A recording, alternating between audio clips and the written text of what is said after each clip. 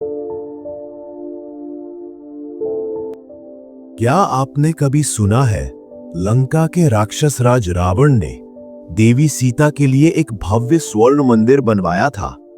एक ऐसा मंदिर जो भक्ति का नहीं, प्रेम की तड़प का प्रतीक था। जहां रावण हर दिन आरती करता था उस स्त्री के लिए जिसे उसने हराया नहीं, बस चाहा था मगर पा न सका। लंका रावण की स्वर्ण नगरी, जहां चारों ओर वैभव, ऐश्वर्य और असुर शक्ति का बोलबाला था। हर दीवार सोने से जड़ी थी और हर महल में अपार विलासिता।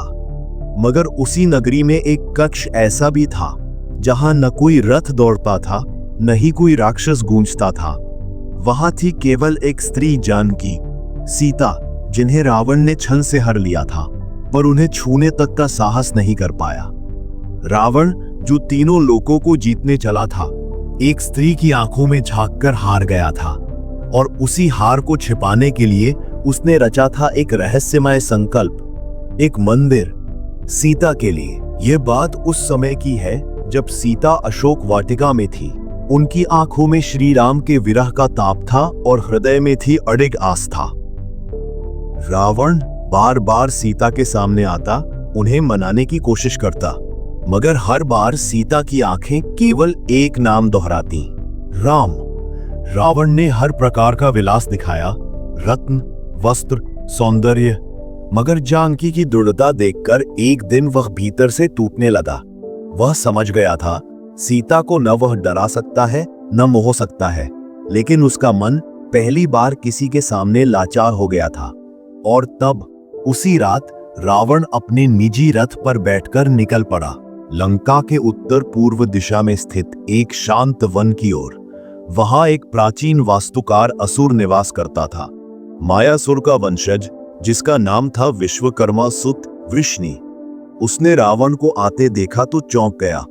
रावण ने आदेश नहीं, विनती की, मुझे एक मंदिर चाहिए, ऐसा मंदिर जो स्वर्ण से चमके, लेकिन भीतर शांति हो, जहां आरती गूंजे, न कि युद्ध। वृष्णि ने पूछा, प्रभु, आप किस देवता के लिए यह मंदिर बनवाना चाहते हैं? रावण का उत्तर था, उस स्त्री के लिए जो मेरे लिए देवी है, मगर जो मुझसे प्रेम नहीं करती। वृष्णि ने कांपते हुए कहा, क्या आप सीता माता के लिए मंदिर बनवाना चाहते हैं?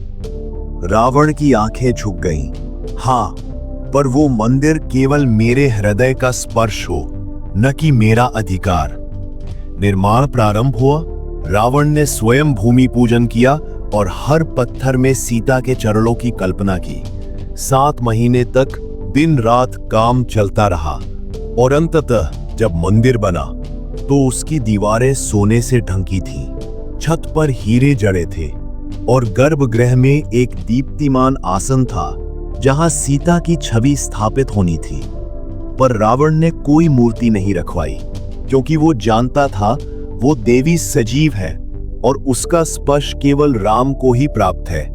हर अमावस्या की रात रावण वहां आता अकेले और दीप जलाता।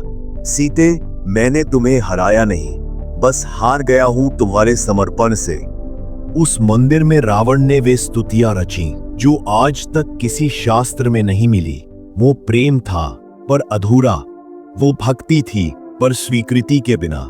रावण ने कभी यह मंदिर किसी को नहीं दिखाया, न मंदोदरी को, न कुंभकर्ण को। यह केवल उसकी आत्मा का प्रतिबिंब था, जहां वह स्वयं को निःशब्द स्वीकार करता था।